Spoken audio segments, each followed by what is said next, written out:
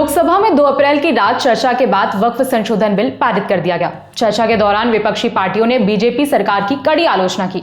NDA में शामिल JDU ने इस बिल का समर्थन किया, लेकिन अब जेडीयू के कुछ नेता पार्टी के इस रुख से नाराज नजर आ रहे हैं।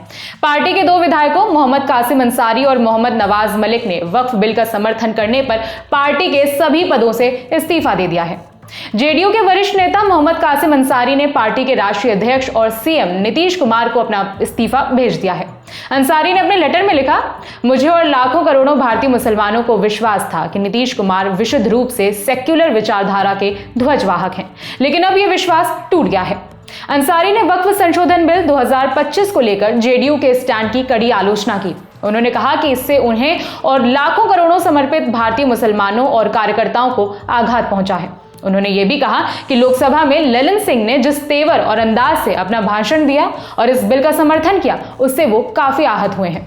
आपको बताते चले कि जनता दल यूनाइटेड के सांसद और पंचायती राज मंत्री राजीव रंजन सिंह उर्फ ललन सिंह ने वक्फ संशोधन विधेयक पर बोलते हुए लोकसभा में कहा था कि विपक्षी दल इस विधेयक को लेकर एक अलग तरह का विमर्श गढ़ने की कोशिश कर रहा है और देश का माहौल खराब करने की कोशिश कर रहा है। अंसारी ने आगे कहा, वक्फ बिल भारतीय मुसलमानों के विरुद्ध है, हम किसी भी सूरत में इसे स्वीकार नहीं कर सकते।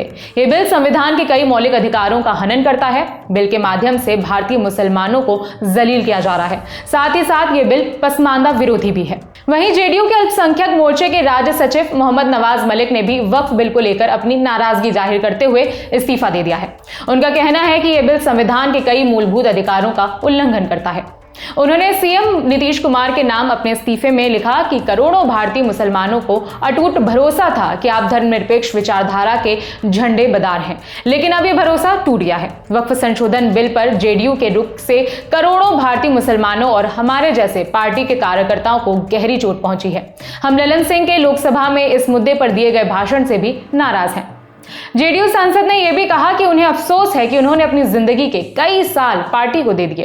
बता दें कि वक्फ संशोधन विधेयक 2025 3 अप्रैल की सुबह लोकसभा में और 4 अप्रैल की सुबह राज्यसभा में पारित हो गया।